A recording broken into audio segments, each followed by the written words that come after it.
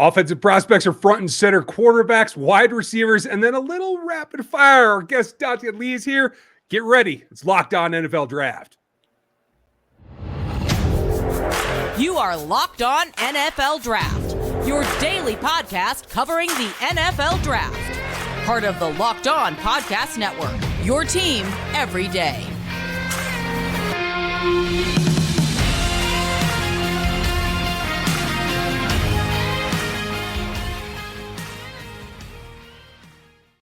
Welcome to another episode of the Locked On NFL Draft Show. I am your host, former NFL and AFL defensive back, Eric Crocker. And of course, as always, joined by my co-host, Ryan Tracy. And y'all see a familiar face here.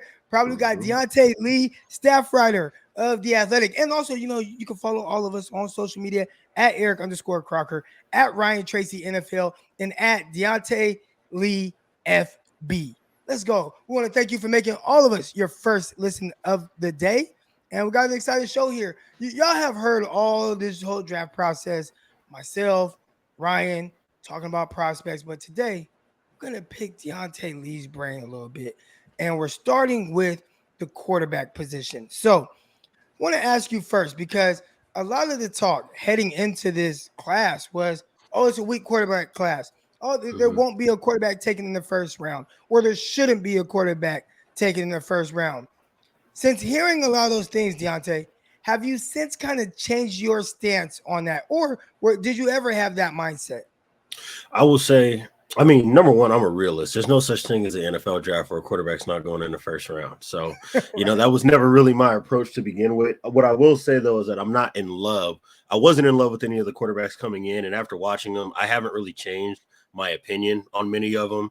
I would say I'm probably a little bit higher on Malik Willis now than I was before.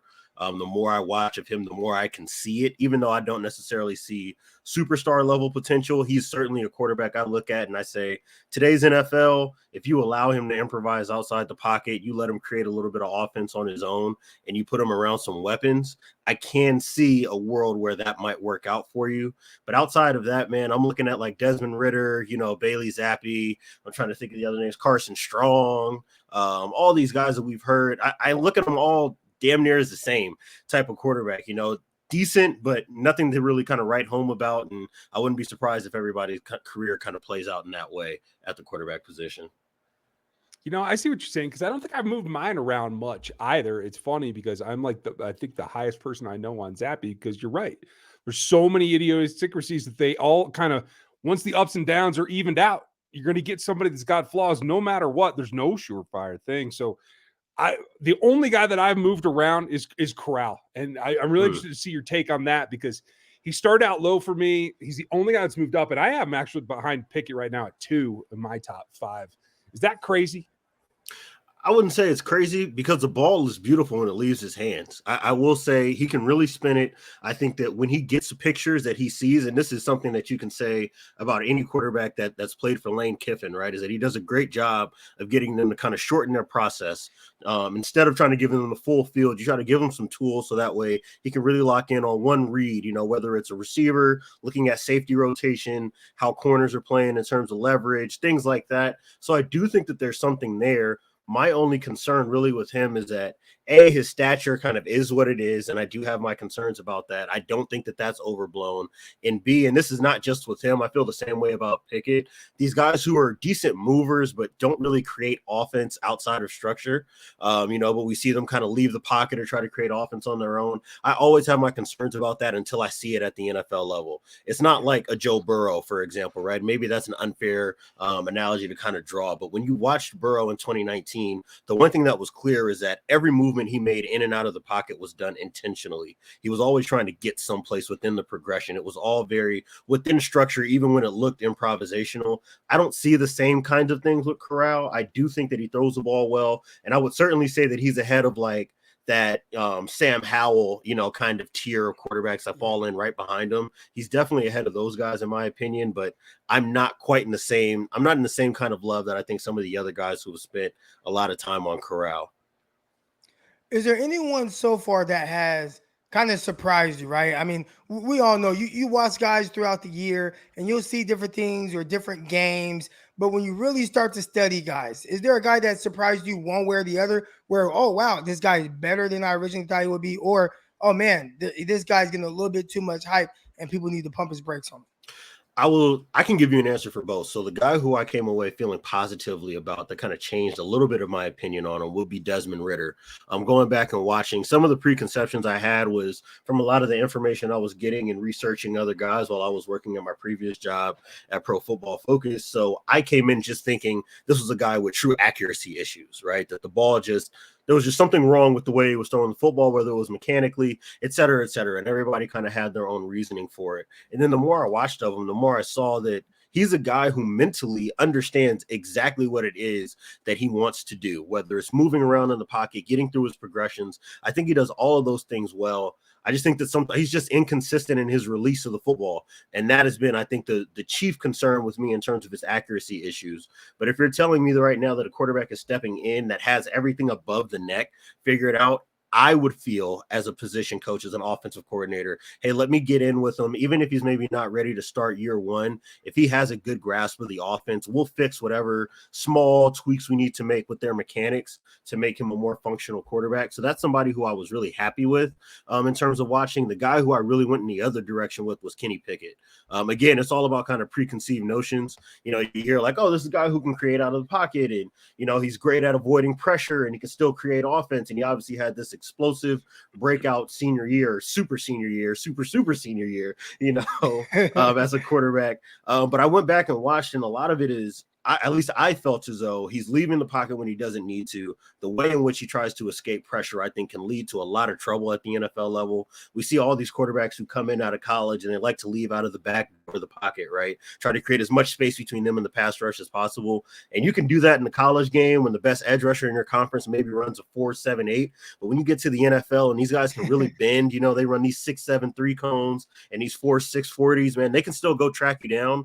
And defensive coordinators at the NFL level are obviously very good at manipulating the pocket, manipulating the ways that you escape. So if you have those kind of tendencies and you get erratic as you leave the pocket, there are definitely going to be situations where you can be taken advantage of. And Kenny Pickett is kind of that guy that I think he's going to make 2 or 3 throws the same way we kind of talk about Sam Darnold, where you're like, okay, wow, he was able to escape and go create something great. And then there's going to be 4 or 5 throws where it's like, dude, if you had just thrown the ball into the third row, we'd all be okay. But now we're looking at a pick six or a sack strip because of, kind of doing too much outside of the structure of the play. So those are the 2 that I kind of think about how I felt, going warmer and going colder in this draft process. Just don't lose the series. That's what it's about, right? Exactly. Sometimes, man, a punt is the best right? outcome. Yeah, you just won that one. Yeah. Right. At the end of the day, you're absolutely right. There's never going to be a non-quarterback first round. Mm-hmm. The question becomes, should it be, shouldn't it be, and how much? How much push-up is there? There's going to be at least one. I still think Malik Willis ends up getting pushed all the way up to 1, even though I think he's probably the least prepared to step into an NFL offense. Mm-hmm. How many do you think go in the first round, though? Right now, Willis is probably the only guy that I think has some kind of first round buzz behind him that I buy. And I think a lot of that is just coming from the teams that are being linked to him. So when I see a team like Detroit, right, who has, a couple picks in the top 40, 41 picks, where you can maybe sneak in at the end of the first round so you get that 5th-year option on a quarterback, that would make a whole lot of sense to me. You look at a team like Seattle who has Drew Lock, but maybe they want to have a guy in the tuck just in case the Drew Lock thing doesn't work out. And they have a couple of picks in that top 45 where they can sneak up to the end of the first round and grab them as well. So those are the kind of teams where I look at and I'm like, I can see it for them, maybe for one quarterback, possibly 2. If somebody talks themselves into a Kenny Pickett, I can see him maybe going at the 30th, 31st pick. I don't see, some major run of quarterbacks in the top half of the first round. That would be really, really shocking to me, especially given some of the talent that we have at other cornerstone spots like edge rusher, offensive tackle, wide receiver, cornerback. I think that you have plenty of reason if you're a team in the top 15, 16 to feel like you can just grab best player available, even if you'd like to have a quarterback and not feel like you came out a loser in the first round. Diante, a lot of people talk about, the top guys, and we touched on a lot of them here. And you mentioned some other guys. I do want to ask you about maybe the ideal development type guy. I remember last year, there were a lot of people that, started to kind of mention Davis Mills a little bit, but I know I went as far as to say, listen, 49ers were thinking about taking Mac Jones at pick 12. And I said, you know what? I actually bypassed Mac Jones at 12. I draft someone that can help my team right now at a different position. And I draft Davis Mills at day 2 at some point. And some of the things I liked about where he was and kind of where he was in development, still young, only played, I believe, 13 games in all of college football, but you see him do a lot of NFL concept type stuff. Turn his back to the defense on play actions, get the ball out of his hands right now with good timing. You talk about second reaction throws. He's able to do those type of things, although he's not a runner, but he was able to move a little bit to kind of pick up those free yardage. As far as throws and the way the ball was coming out of his hands, I thought he was someone that definitely could spin it, throw outside the numbers well, throw down the field well, and he made his receiver, Simeon Fayoko, look like he's a guy that probably should go early day 2. Right. He went late, and we haven't heard about him since he went to Dallas Cowboys. So saying all that, that was someone who I was really high on drafting day 2. And I thought, hey, I think there's a chance for this guy at the next level. And we saw kind of how his rookie year finished. It was pretty good. Nobody's talking about it. Out of all the quarterbacks that played a ton of football, rookies last season, him and Mac Jones were the only ones that had more touchdowns than interceptions. Now, Trey Lance did as well, but he doesn't count this. He only played 2.5 games. So out of all the other guys, they're not talking about Davis Mills, but still everybody's trying to replace him. I'm like, wait, no, why do you give the benefit down to all these other guys, but not a guy like Davis Mills? Is it because it was day 2? So is there anyone in this class that you say, you know what, this guy, I believe, can be a really good development type quarterback? I think I'll probably go off of what the guy that Ryan mentioned, and that would be Matt Corral. I think that if you can get a guy like that in the second round, again, he has just enough arm strength, and I think that mentally he's close enough to where you'd want him to be in terms of having an understanding of what you see in terms of coverages and pressures and how he needs to navigate it. Where if you are in a situation where, and even for Houston, right, I don't think that the plan out the gate was for Davis Mills to be the guy. Clearly it wasn't. And, some information changed, in that offseason about, their franchise quarterback, and they had to kind of make some contingencies off of that. But I think if you can get a guy like Matt Corral in, if you're a Detroit, maybe you missed out on Malik Willis. And I think that if I'm a betting man, I would probably bet on if there is a team that's interested enough to take a guy in the first round, it would be Detroit and Malik Willis from what I'm hearing right now. I would say if they miss out on a guy like that and you can go get a Matt Corral, I couldn't imagine a situation for a guy like Corral that would be better for his development than sitting behind a Jared Goff, right? Because he's going through all the highs and lows. He's a guy who has good enough arm talent. We've seen him play at a peak level, and we've seen all the lows, right? And I think that even with Corral and some of the things that he can do, ultimately what you'd want is a situation where he's going to be someplace where there's enough weaponry around him. And I do think that Detroit's on its way to building it up. It's obviously not there today, but I do think that we'll see them make some leaps and bounds in that category. So you're going to get some weaponry around him, I think. And then and most importantly, is the tutelage from a guy like a Jared Goff. So maybe you can kind of build a bridge. So that's probably the guy that I'm looking at in this class that I would say maybe other people aren't thinking about him in that way, but if he can step in the door and not have to start to begin with and can really kind of understand how he needs to protect himself as a quarterback at the next level, I can certainly see him working out in the long term, even if it's not year 1 or year 2 in his rookie deal. I like it, man. Diante, you just talked about weaponry, and that's what we're going to get to next. We're going to talk about some of the receivers, some of the pass catchers. We're going to pick your brain on that. But first, definitely want to talk to you a little bit about BetOnline.net. It's your number one source for all of your betting stats and sports information. Find all the latest sports developments, leagues, reviews, and news, including this year's basketball playoffs and the start of the Major League Baseball season.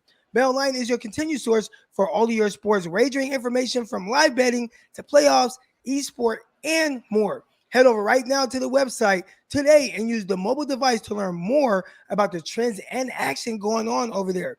That's BetOnline, where the game starts. We want to thank you for making Locked On NFL Draft your first listen. And since you're listening right now, we might as well tell you we have a big announcement starting Thursday, April 28th. Tune in to the Locked On NFL Draft's live coverage of the 2022 NFL Draft for all 3 days of real-time analysis from myself and Ryan Tracy, all the way up to insiders as well. And for all of those who are dying to know who your team would take, catch the Odyssey and Locked On's NFL mock draft special hosted by my guy and my co-host from Locked On 49ers, Brian Peacock, who has the best voice in radio, and former scout Matt Williamson of the Peacock and Williamson Show all week leading up to the first pick. Where?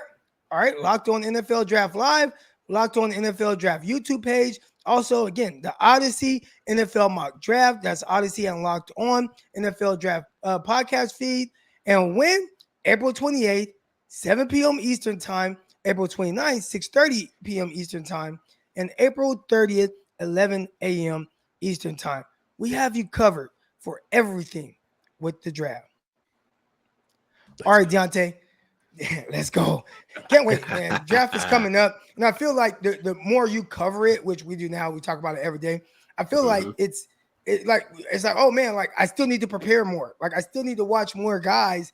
And 100%. It's like almost like you kind of run out of time with that. But we wanted to pick your brain a little bit about this receiver class. And you get kind of mixed emotions. We've seen the previous couple classes where it's like really loaded with talent. Whether it's 2020. 2000, I mean, hell, you go back 2019, and it was kind of more of a day two loaded type receiver group. But you had Deebo Samuel go off the board. You had AJ Brown, DK Metcalf, Terry McLaurin, Deontay Johnson. There were a lot of special players. This year, it feels like maybe there isn't that guy, right? You go back again to 2021, and off bat, you had Jamar Chase. You had Devontae Smith, even a guy like Jalen Waddle. Those were guys that were projected to go top 10 all the way through. There was no doubt about it. This year, I think there's questions about who should be that top 10 caliber guy. We have seen Drake London be mocked there to the New York Jets at both 4th overall and 10th. I wouldn't go that far with him. But when you look at this wide receiver group, who's the one guy that you think is maybe being kind of overlooked a little bit? Overlooked is almost tough because I definitely do think that he gets a lot of the things that he does well. I definitely think he gets credit for, and I'm 100% being a hometown homer with this, but it's Chris Olave. Like that's the guy to me. If you're talking about having all the tools in the toolkit, you're going to have a hard time finding somebody better than Olave. So whether you're a team that needs somebody to work inside, we've seen it at different points in his career, running these shallow crossers, these over routes, things where he can run away from a defensive back's leverage. He has, almost sneaky looking speed on film, right? Because it's all smooth, it's all uniform. It's not very it doesn't seem as sudden, but he's able to get separation because he's got great pace. He understands how he needs to set up his routes and his moves. And one of the things that I give him a ton of credit for, and it's a very small thing, so I don't expect everybody to have their eyes on it, but I give a lot of credit to a wide receiver who's almost always aligning out to the wide side of the field on college hashes against corners, especially if they're in press coverage and they're getting open on things like comebacks and speed outs. You have to have an elite level of understanding your tempo and your route, your releases and things of that nature, understanding the timing of your quarterback's drop back so you're breaking open as the ball is being delivered. And he does that better, I think, than anybody else in this class. The only thing that he's really missing is the fact that he's not Treylon Burks size, right? So he's not going to be able to just go right up over the top, or Drake London, or go right up over the top and just bully guys at the catch point. But in terms of everything else, if you want to talk about it in basketball terms, right, it's almost like Zach Randolph in his prime, right? He's maybe not getting all the way up off the floor, but he's got enough tools in the kit in the post where he's going to get a good shot off every time. And that's the way that I kind of look at Olave. He's going to be productive no matter where you put him. And I think that he's probably my favorite of this class, but you can honestly close your eyes and kind of take a blind draw. And I think you're going to come out with a quality guy this year. It's the depth that gets me. I think there's 4 guys that I'm really comfortable with. 5, I'm pretty good. At 6, I start to get a little bit nervous because the warts start to show up more. So I'm restacking. I haven't had the same wide receiver top 5 in 2 back-to-back weeks yet. So I'm constantly flipping it over. And I think I have Olave 3 right now. But the big question to me is if either Jameson Williams or Drake London were healthy, if they hadn't had the injury, I think they could have taken that. So that leaves these teams in the medical quandary of trying to figure out how they can get the most receiver for the least risk. And that's what it keeps coming back to me. And at the end of the day, I like where Olave is. I like where Jahan Dotson is too, because I think he's very similar in the fact that he can pretty much line up anywhere, get it done, make that catch and move the sticks. Not a home run hitter in my opinion, but that's all right. Where are you standing on Dotson himself? I think that my evaluation is basically the same as yours. You can put him just about anywhere. You think about these kind of, not in a say gadget is almost like a pejorative now, right? Like people almost hear that and take it as an insult.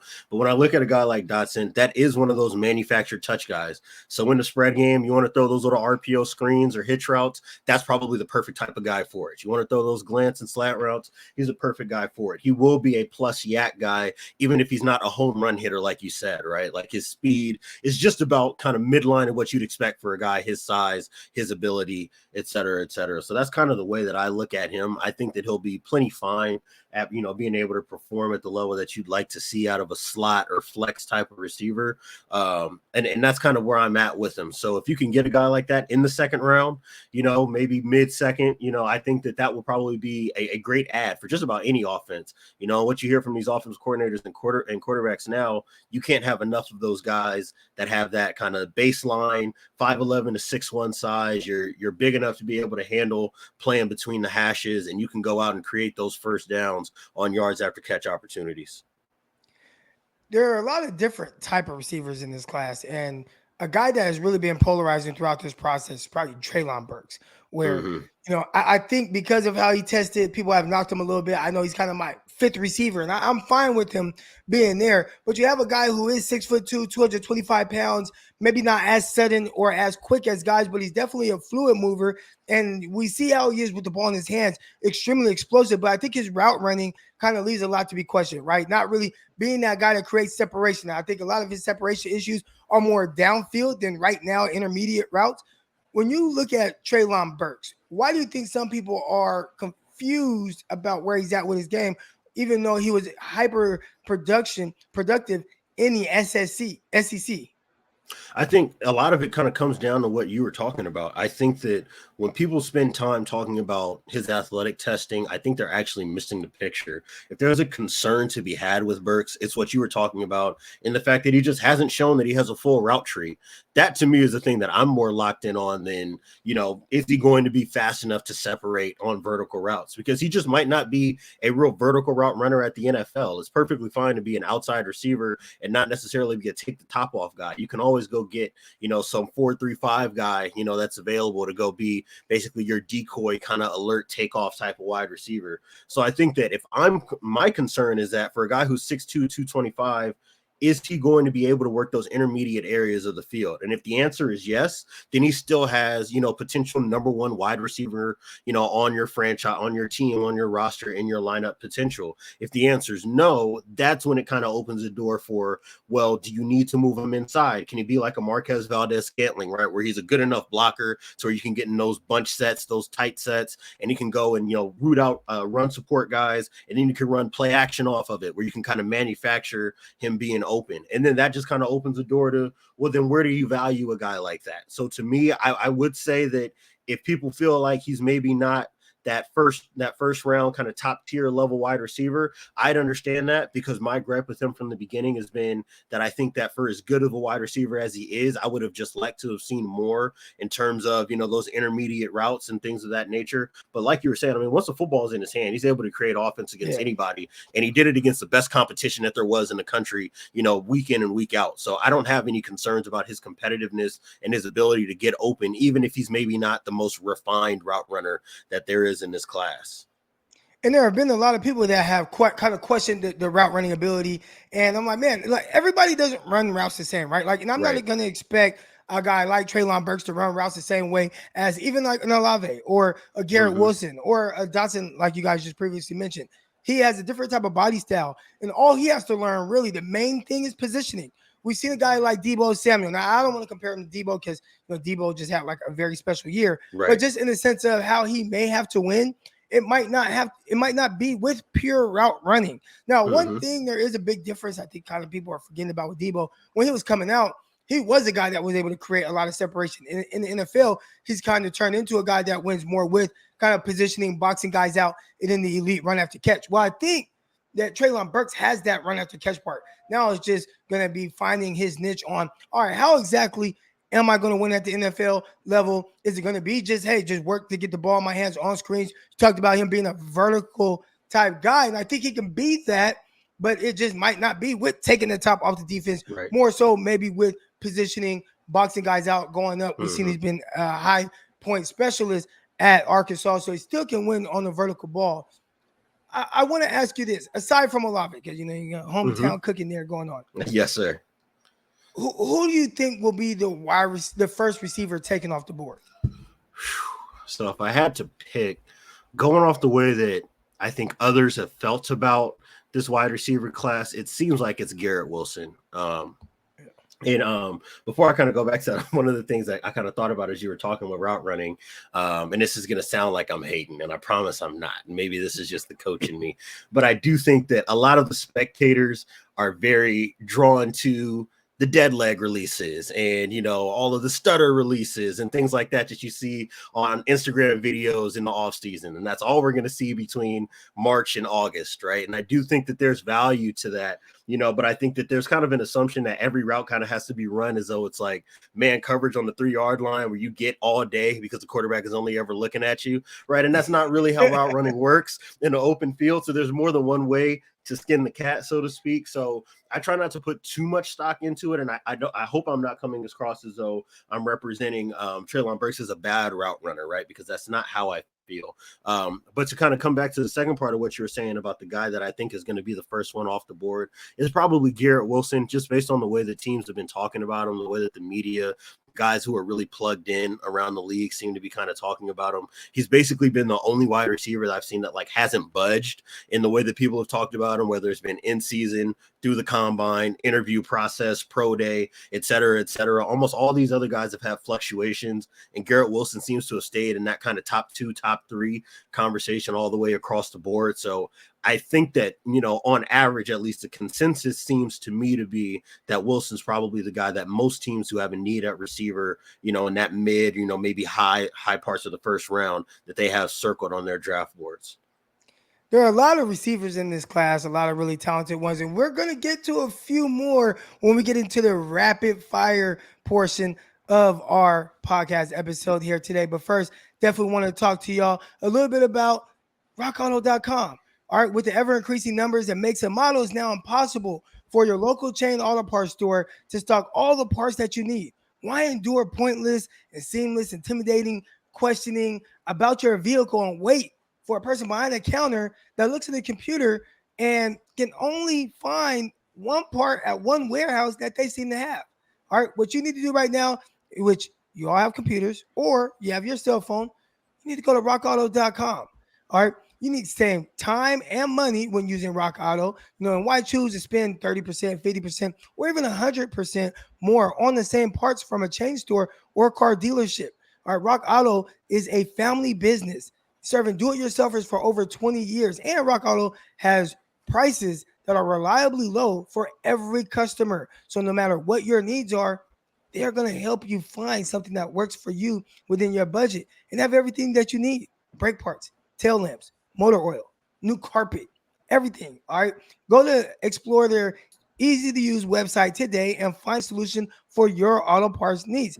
And go to rockauto.com right now and see all the parts available for your car or truck. Right, locked on in their How Did You Hear About Us box so they know that we sent you. Amazing selection, reliably low prices, and all the parts your car will ever need. rockauto.com. All right, y'all. So we're going to get into this rapid fire portion. And we haven't done this before, but basically what we're going to do here is I'm going to just blurt out a prospect. Hopefully you know who the prospect is. I won't dig too deep into the bag here, but I just want to give you just a one-liner, just your initial thoughts. It could be overrated. It could be not being talked about enough. It could be fat. Whatever it is about this prospect, I want the first thing that comes to your mind. So, Diante, we're starting with you since you're the guest today. David Ojabo, edge rusher out of Michigan. Loved him before the Achilles. A little concerned given his skill set, how he recovers from that. All right, I like it. Ryan, Kenneth Walker III, Michigan State running back. RB1, plain and simple. Yes, sir. Mm-hmm. All right, here we go. We're going to stay with the running backs. Deontay, Breece Hall, Iowa State. Thought I wouldn't like him. Got the testing numbers back, went back and watched the film, and I am much, much closer to liking him now than I was in season. Okay, here we go. Ryan, Kyle Hamilton.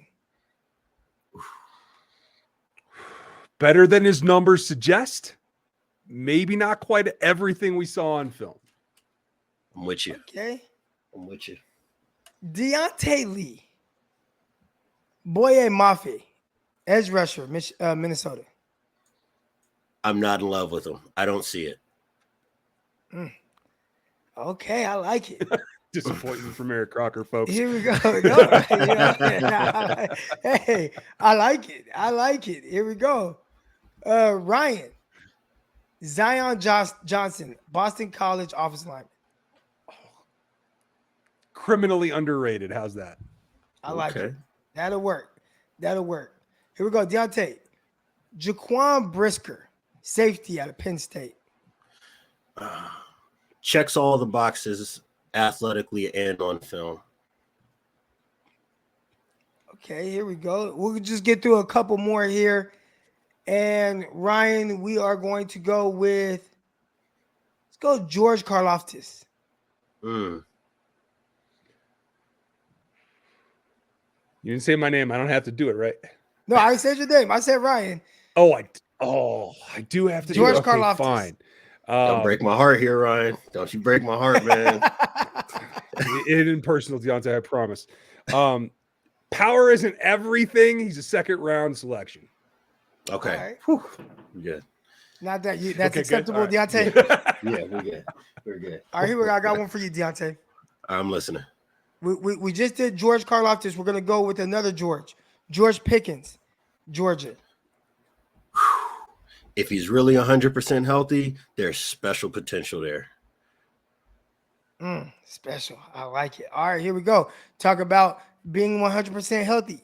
Ryan, we are going to go with Derek Stingley Jr., cornerback out of LSU. Wait, which version? 24 or 7? Hold on.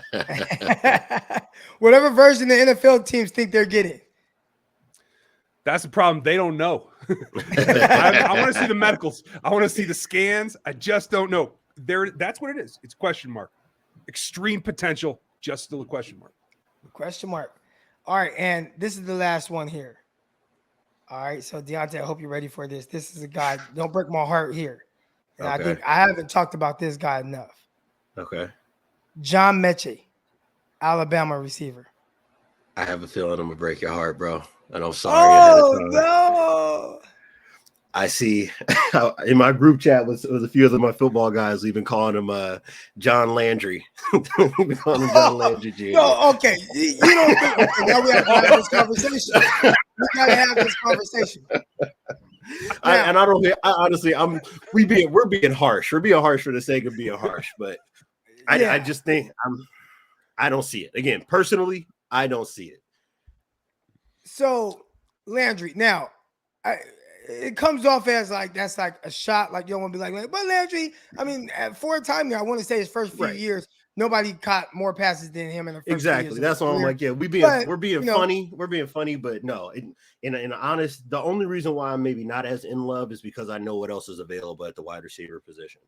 I think that's a lot of it. So it's just hard to sell me on him and his skill set when I feel like I can get a better version of everything that he does well in some of the other receivers that are ranked ahead of him. But what does that do to his value, right? Like you get down into the 60s, maybe that's awesome. That's probably good for him. And I've had the same conversation with like Devin Lloyd. I thought that the best thing that happened for Devin Lloyd was the 40 time that he ran. So that way everybody could stop talking about him like he could be Micah Parsons, because that's just not who he is. Right. Okay, hold on. So you had a strong take on Mechie. So I want to hear one more take on a receiver who I don't know what to think about this guy. Oh, okay. All right. I'm listening. Here we go. David Bell, wide receiver, Purdue.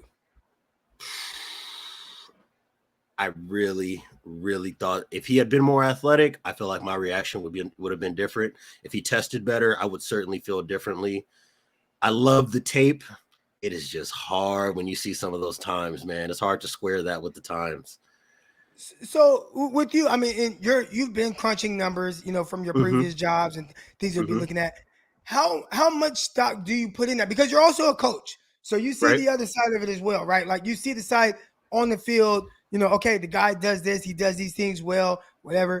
But then you crunch the numbers and you see how some of those things might translate to the next level. So when you look at David Bell and his production, which I mean, as a freshman, super productive. You see them win every which way. But the numbers say something different. So how do you think his game translates? It almost reminds me of the kid Johnson a couple years ago out of Minnesota. Where a lot of people were really high on him originally. Then he tested and it was like, kind of meh testing. It's like, well, where's he going to be? And then we've seen him. He's kind of a fifth receiver for the Tampa Bay Buccaneers. Right. And I think that, I can certainly see it playing out that way. The one thing I will say about Bell that he does have in his back pocket is that nobody can take what he was able to do after the catch away from him. Again, against high levels of competition, all throughout basically his entire career against Big Ten competition, he was able to create so much offense. He was really a killer as a wide receiver, in the Big Ten, and nobody could really deal with him. Ohio State, Michigan State didn't matter. And there are a lot of high level defensive lines. So I do think from that perspective, when you talk about creating offense, he is certainly somebody who's interesting. But I do think, if you're talking about creating a lineup, ideally how you want to slot guys in, again, I talk about football in analogies and metaphors all the time. But if you want to talk about wide receiver rooms, like, your starting lineup in basketball, David Bell doesn't need to be your leading scorer, right? He can be somebody out on the wings who, if you got other guys who can draw a lot of attention and you can guarantee that a guy like that gets to work one-on-one, he can go create offense for you.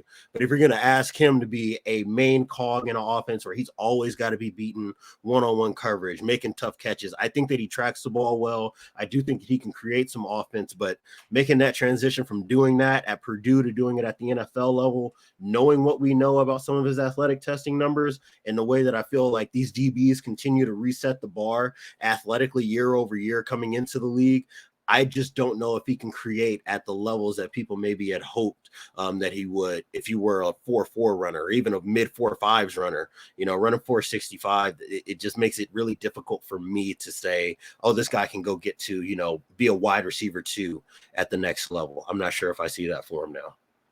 And I think he went from being a guy that might be viewed as a George Pickens to being a guy that is kind of, I don't even know how he's viewed right now because they stopped talking about him. It's tough. I mean, it's tough, right? Again, it's all about alternatives, right? So if you're looking at a guy like Sky Moore, if you're looking at a guy like Christian Watson, a guy like Calvin Austin, even guys who are like imperfect in terms of skill sets, right? But maybe they have one trait that really, really draws you to him. He's competing with those kinds of guys, and it's just difficult knowing that he's not walking in as an extremely refined route runner. He's not walking in as a top end speed guy, et cetera, et cetera. It just makes it a little bit harder for him to separate himself from the rest of the pack in that way. Yeah. What's going to be that one thing that he hangs his hat on at the next level? Right. Gentlemen, awesome episode. Diante, I said that we were going to have you out in about 25 minutes. It's definitely going a little bit longer. We talking ball. We talking ball, bro. Yeah. This is how it goes. All right. But, man, that's going to do it for this episode. We definitely want to thank everyone that tuned in. I want to thank you for making us your first listen of the day. Make sure that you follow all of us on social media as well. You got @Eric_Crocker. You got Ryan Tracy, NFL. You got Diante Lee, FB. Shoot us all a follow. And if you hate Deontay's take on John Mechie, make sure you shoot that hate over to him. But we will catch y'all tomorrow when we get to talking with our guy, John Harris, who covers the Houston Texans and has footballtakeover.com. But until then, we'll see y'all. We are out. Peace.